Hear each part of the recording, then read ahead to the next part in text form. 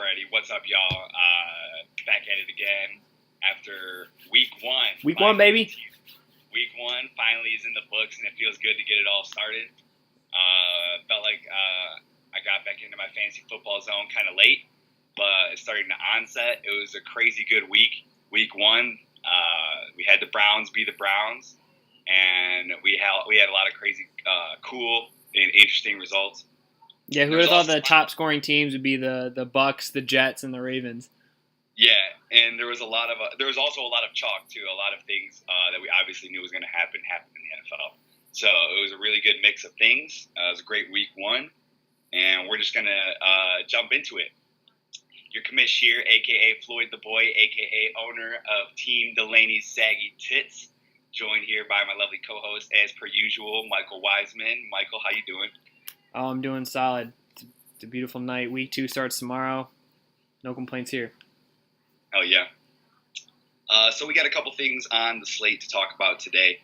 The first one, as everybody knows, except for our lovely viewers out there, we're losing a league mate for, I'm not sure if Rob said 8 weeks, but spoiler alert, Robert is leaving Alexis, owner of Team XMXS, Alexis, Texas. Two-time champ. Two-time champion. Back.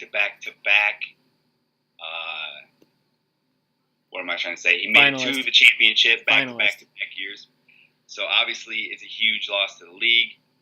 All-time great finesser, Rob Sabecki, is going to be gone for a little bit. He was supposed to give somebody a password to help run his team.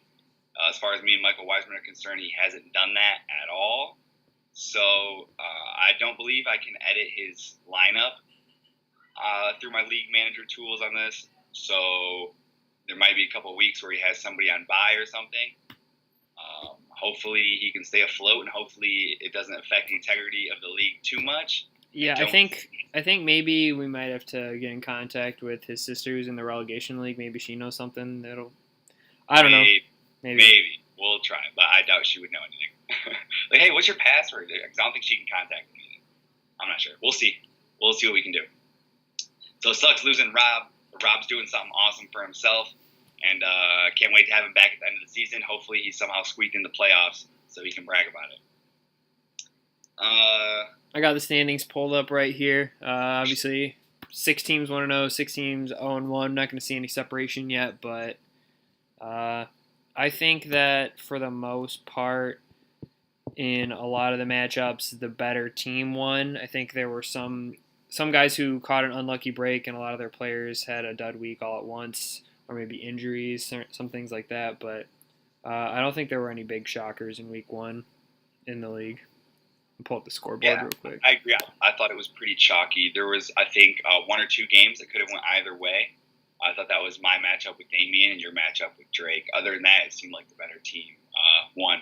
So agreed. I'll jump right into the scoreboard. If you want to go to the first game, I'm pulling that up right now. Yeah, the first one that shows up for me is my game with Drake, so we can just do that one first if you want.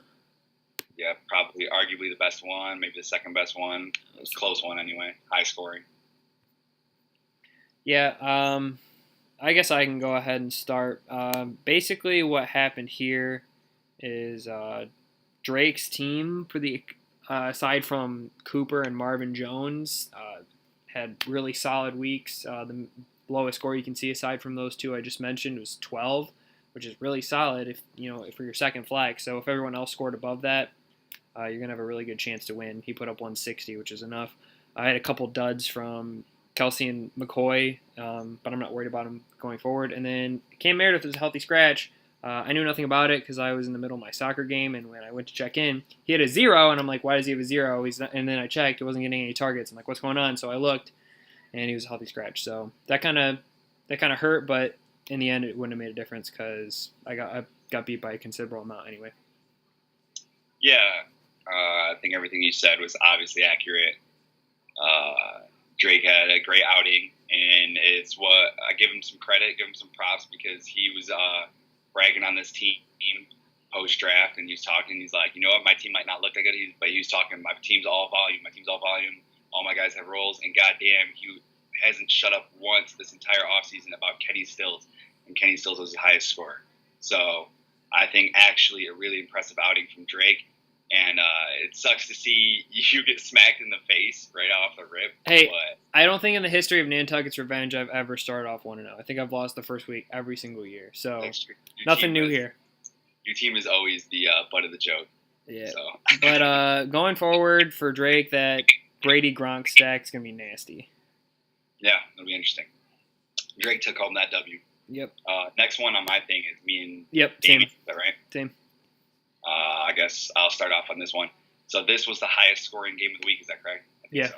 Unless it was yeah, I think it was this one. Yeah. So man, obviously, I gotta brag. My team, nobody was really liking my team. Everybody was hating, whatever. God damn, if I have any other quarterback other than Ben Roethlisberger, I get highest scorer of the fucking of the week. I would have took home my $100. I think that's the guy in your team everyone's giving you the most shit about. So kind of poetic. Yeah. Well, listen, I'm loving my team right now. I'm looking for some trades for a good quarterback. Well, I got Pat Mahomes and Jared Goff, so I'm not worried about it. Keenum's on the wire. In case Keenum's on the wire, anyway, he looked good. All right, this matchup with Damien. Having Stephon Diggs really helps cancels out his Kirk Cousins. David Johnson having a relatively pedestrian week obviously helps Cardinals me. Deion Lewis shocked. But other than that, Damien's team wasn't awful. Obviously, having -9 on Saints is no good, and he expected more from Trey Burton. Yeah, but, I think we all did. But when my team goes off like that, it's tough sledding. And it's, I think, just like a similar situation as yours, where you did most of what you can do. It doesn't look like there's much downside for Damien. Right. It's like it's only looking up. So. Yeah, I think it might also be worth mentioning Damien had Jerick McKinnon, so that's a really unlucky break on his part. Second-round pick, losing him before week 1, that sucks. But Deion Lewis filled in admirably for sure. And then, Randall Cobb was his highest scorer, mostly off of one play. But, hey, that's what happens when you have Aaron Rodgers as your quarterback. You can get a fuck ton of points any given week. Right. But, yeah, I think what you said is right. I think, I was assuming that for you this season, most of your games would be won in the wide receiver position, and Michael Thomas having 38 was huge, and Odell Beckham having 22, even against the best passing defense in the league. Right. That's huge. But Chris Thompson, 24 points. Wow. He was. I think he's looking a lot better than what a lot of people gave him credit for. Honestly, a lot of people, it's a cliche saying, but they definitely slept on Chris Thompson because he's going to get volume for sure. Because how much can they really give the ball to Adrian Peterson? He's, 30 now? Maybe older? I don't know. Get the ball a bunch, but he looks okay. He looks relatively spry, but yeah, I agree. Nobody gave that team enough credit, and Chris Thompson, pass catching back, I'll take it. Yeah, and I guess last thing, Evan Ingram, you worried about him or no? Hell no. All right, because he's the only one on your team other than big shitty ass Ben that had a bad week. Yeah. Next game is Carpet Munchers and Joe Mixon, yo bitch. Yep, Nick, lowest score of the week, 66, which means, unfortunately, he's eliminated from the Survivor Challenge. Honestly, Nick's team, obviously, his two best players were Hopkins and Demaryius Thomas, but everyone else, single digits. In the Chargers defense, putting up negative points, yeesh. Yeah. He left some guys on the bench, but, you can't justify starting Ebron over Olsen or Ted Ginn over... I guess, you could fit Ted Ginn in the flex, but it wouldn't have made a difference for him this week. Trevor's team, 112 isn't a massive score, but it's going to be enough to get you a win most weeks, so his team did enough this time. So, what do you think about Josh Gordon getting one catch, but looking like vintage Josh Gordon? I think I could have told you that the Browns weren't going to utilize him a bunch right away, simply because I know he missed a lot of, training camp and the preseason. So I think that, to be fair to the rest of the team, they're going to ease him in. But because I think that's what they said, going into this week, that he was only going to play 20% of their snaps. So I wasn't surprised to not see him get a bunch of volume. But based on the one catch he did make, yeah, I could definitely see them utilizing him a lot going forward. I can't wait till that team is full on fucking swaggy skill mode. I guess since we're already on Trevor's team right now, and a couple of the guys he recently acquired, we can talk about his trade with Derek. He actually just got Devontae Adams and Josh Gordon. Yeah, if you want to pull the trade up real quick. I think I can remember what it was. Derek got Cook, Dalvin Cook. Yep. And you know what? I will have to pull it up because I can see what Trevor got. Because Trevor got Ronald Jones from Tampa Bay, and then he got Josh Gordon and Devontae Adams.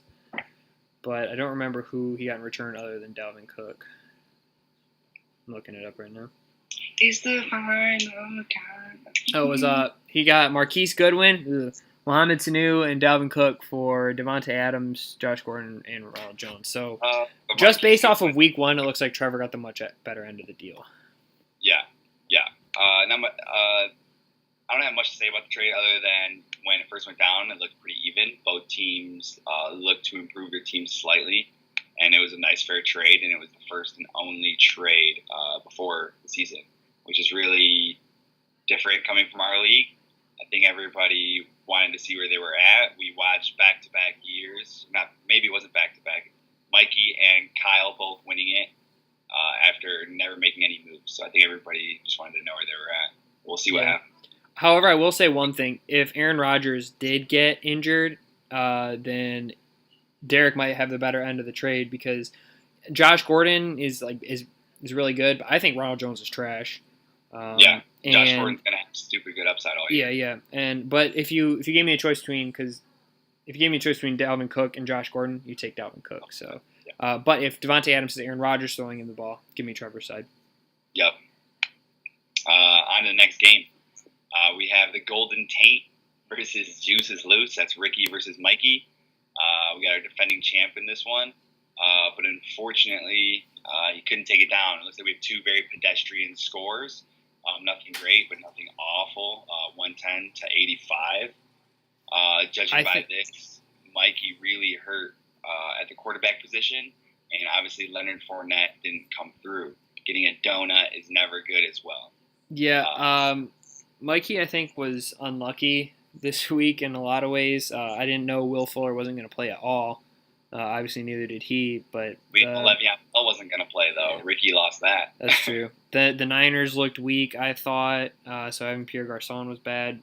Zach Ertz, nothing. Allen Hurns, nothing. Cowboys didn't have anything for that matter. Fournette got hurt. Matt Ryan looks horrible. Mike Evans saved him from getting chopped from the Survivor Challenge, honestly. Which is actually, in my opinion, the shocker. You'd have said Mike Evans was going to save Mikey. I would have said no, it probably would have been somebody like Zach Ertz or somebody more you'd expect. Mike Evans, the Tampa Bay offense, not having Jameis, but Jameis is probably just trash, and we knew that from the start. Yeah, I think on Ricky's side, it was shocker that Chris Hogan only got 2 points, and it's crazy that Robbie Anderson made 1 catch and put up 11 fantasy points. So it'll be weird. Sometimes weird stuff like that happens. How Robbie Anderson trends throughout the year with Sam Darnold. I think Robbie Anderson really thrived a lot on the deep ball that Josh McCown would throw, and I don't know if Sam Darnold's ready to quite open it up like that yet. Right. Especially, just being a rookie, it's not necessarily in his best interest. The safest or most fun thing to do.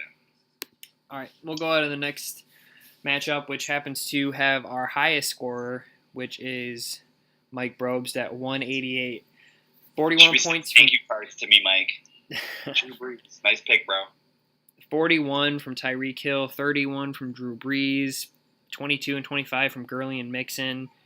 Mike Brobst's team definitely looks like a force to be reckoned with if his guys can put up this kind of numbers every week. I don't know if Drew Brees is going to quite get a 30 ball every week. He's solid, and I don't think Tyreek Hill's not going to get 40 every week. He's not Todd Gurley, but fortunately for him, he does have Todd Gurley, so his team's capable of doing this any given week. And sneaky good Allen Robinson. Oh yeah, Allen Robinson. And Isaiah Crowell dropped a 22 ball. If you don't want Allen Robinson, trade him to me. I'll take him. Obviously, sucks being butts, putting up a score that's probably above the median most weeks. But when you're dealing with Drew Brees, Todd Gurley, Joe Mixon, Tyreek Hill, as we just seen, it's going to be tough every week.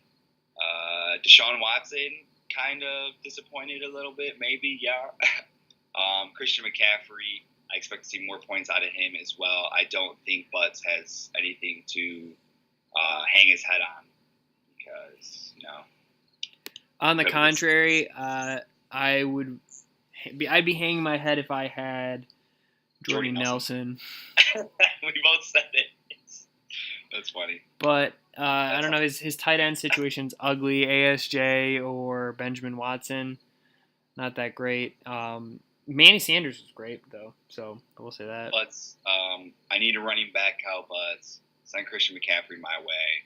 You might get Kenny Galladay or something. He needs a receiver. Well, he just needs another receiver because honestly, AB and Sanders are solid, and Woods could be productive any given week. But other than that, he needs some help. So yeah, maybe you guys can work out a trade. Yeah, maybe. But yeah, right. Shout out to Mike Robes, winner of the Week 1 highest score. Just stupid explosive team, and I'm not looking forward to playing you. I think it's Week 3 or Week 4. $100 cash, he said. Straight cash, homie. All right, last matchup. The aforementioned Rob David versus multiple Gorgasms Derek Walker. What do you think, Jed? This one looks just like the last one. We had a great scoring team versus a good scoring team. Rob got the points where he expected to get them from. Aaron Rodgers, Melvin Gordon, Julio Jones, Juju. Getting his hands on James Conner was obviously a huge deal. He got the points where he expected them, and he didn't get his disappointments, and it worked out. On the other side of the matchup, Alvin Kamara dropping the 42 ball. I'm not saying it's to be expected, but it's to be expected. But when Alvin Kamara is scoring, a third of your points, it doesn't look too good. You need more. Like what? Yeah. I know Doug Baldwin got hurt. That's why he had a 0. But Marquise Goodwin played the whole game and didn't get one catch, one touch. Marquise Goodwin got hurt. Is that not true? I mean, maybe he did get hurt, but I don't know. I did see the update for it, but I think he went back in. Goodwin missed most of the Week 1 game against the Vikings due to a deep thigh bruise. Mm. Yeah, it's just unlucky. 2 injuries. Looks like he's back, but he did miss most of the game. Yeah, who would have thought of his trio? I guess out of the 5 wide receivers he has starting, who would have thought Willie Snead would have the most points? Yeah. Over Sanu, Goodwin, Funchess, and Baldwin. Crazy. But yeah, no, Alvin Kamara is great, and Dalvin Cook is great too. I think 13 points is going to be like a low week for him. So Derek has nothing to worry about in the running back position. But if Doug Baldwin's injury lasts multiple weeks and Marquise Goodwin's going to be week to week, Derek is going to be seriously hurting for receivers, especially after shipping off Devontae Adams and Josh Gordon. That has to hurt. How questionable is this? But it worked. Starting Tyrod Taylor over Russell Wilson, whether it was against Denver or not. I think that was just a homer in him, and he got lucky. How questionable is that? Yeah, he left Deshaun Jackson on the bench too, but why would you start Deshaun Jackson? I mean, I guess you would start him over Willie Snead, but that was his highest scoring wide receiver. Yeah, and having David Njoku as your go-to number 1 tight end isn't obviously the greatest thing. I do want to point out that on Rob's team, he's lucky that Kyle Rudolph's one catch was a touchdown. So there's that. And then Derrick Henry, wow, 3 points. That shocked me. Can't even run against the Dolphins. Yeah, that's not good. That doesn't look good at all. I'm glad I don't have him this year. So that obviously concludes all the Week 1 matchups. As far as relegation league goes, I'm going to hop into that. I have access to that because I am a part team owner of my brother's team who was in there. By part team owner, I mean I just needed... Just you had access to it? I just needed to have access to it. All right, I'm going to pull up their standings real quick, just to let you guys know who got the W's, whose teams are absolutely trash, whose are good, what we have looking out here. I guess while you get that pulled up, I can talk a little bit about the trade that I just made with Nick today. We were talking a little bit last night. Nick had Greg Olsen, who it's unclear how long he's going to be out for, but he is definitely not going to play with the next 5 games or so, at least, because I think he re-injured that foot that he had surgery on last year. So Nick needed a better starting tight end. So I drafted both Kelsey and Jordan Reed, and I didn't need both of them. So I told Nick that I would ship him a tight end, but I told him who I wanted. I told him I wanted Hopkins or I wanted Demaryius Thomas. And Nick probably pretty wisely didn't give up his number 1 pick, DeAndre Hopkins, who is a target monster. So we made the deal that I was going to give him a little bit of help at running back. So I gave him Marshawn Lynch and Jordan Reed, and I got Demaryius Thomas. Whereas I may have got the best player in the trade. I think it was really even and really beneficial for both teams because Nick gets about two fringe top 50 players, whereas I got probably one like top 40 player. So it definitely helped my wide receiver depth, which I'm going to need help on that until I get Alshon Jeffrey back. And Nick obviously needed the tight end and needed the help at running back. So I think it was an even trade for both sides. Yeah, I thought that was a pretty good trade. As far as relegation league goes, standings look like this. Teams that got wins. My mom came in with the highest scoring team of the week. Some people are calling collusion. Some people are saying this. Guess what? Mama Rehan's here to stay. She crushed that draft. And I'm actually going to jump into her team just to let you guys peep it because it's a pretty good one. But other teams getting wins, my mom, Devin Pooley, Ryan Wicker, who half auto-drafted his team while he was at work. Billy Block also got a W, who had a fully auto-drafted team, which is so gross. So gross. And then my brother getting the last W of the week. Teams that got losses, Tommy Sheehan, Lucas Briggs, that's one of Gail's buddies. My friend Andy Miller, who I regard as the favorite of the whole league. I don't mean to throw him out there like that, but he's off to an 0-1 start. My buddy Brandon Johnson. And then the team with the lowest score of the week got smacked by a fully auto-drafted Billy Block was Madeline Sabecki, a.k.a. Rob's sister. So, yeah, Rob was telling me before he left how sweet he thought his sister's team was. Yeah, she had the lowest scoring. Well, she has Doug Baldwin, doesn't she? That's probably part of the reason. Yeah, she does. Just want to shout out to my moms for drafting an awesome team. Her team looks like this. They were the highest scoring team of the relegation this week. They play standard. It's 10 team, 2 running back, 2 receiver, 1 flex, 5 bench. My mom's starting lineup this week was Russell Wilson, Alvin Kamara, Joe Mixon, Keenan Allen, Allen Robinson, Evan Ingram, Brandon Cooks, Rams deep. Her bench isn't that deep. She's got people like Chris Thompson, Marlon Mack, Phillip Rivers. But shout out to moms. Shout out to everybody in the relegation league fighting to get one of those 2 spots. I ain't got much else. Michael, you have anything to say? No, I don't. I don't think I have anything to add. We'll try to manage Rob's situation as best we can. I guess it was his responsibility to get you or me the proper information to get this taken care of. But I guess I can give him a pass because if you're going to be leaving for years at a time and you have short notice like he does, he probably had a lot of stuff he wanted to get done his last few days. So I guess I give him a pass for that one. But still, it's gonna make it tough on you and me. But we'll get it figured out. So. For those of you in the league that are worried about playing against him or, I don't know, whatever you might be worried about, we'll get it under control. Yep, I think that was well put, well said. Week 1 is in the books. Week 2 starts tomorrow. Do you know who plays tomorrow? Tomorrow it's the Ravens and the Bengals. Wow, so in other words, there should be 0 points scored in that game. Thursday Night Football, it's probably going to be trash. I bet it's going to be a really bad game. That's my guess. How do you feel? Well, since everybody's on the Ravens, I know you were talking about the Ravens in preseason, yeah? Do you think the Ravens are going to lay some points on them or no?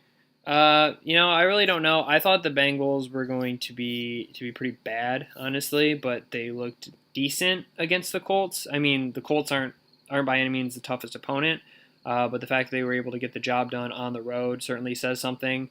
But the Ravens absolutely smacked the Bills, but the Bengals aren't going to be pushovers like the Bills. So I think we could be in for a competitive AFC North rivalry game. But honestly, give me the Ravens. Better defense. Got the Ravens. All right, I got.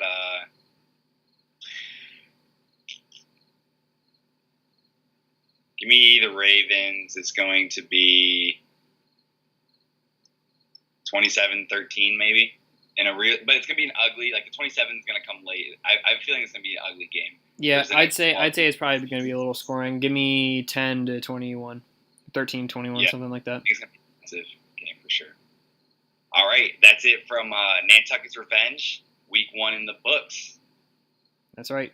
See you next week, boys. Yeah, for sure. Good luck, everybody. Good luck this week.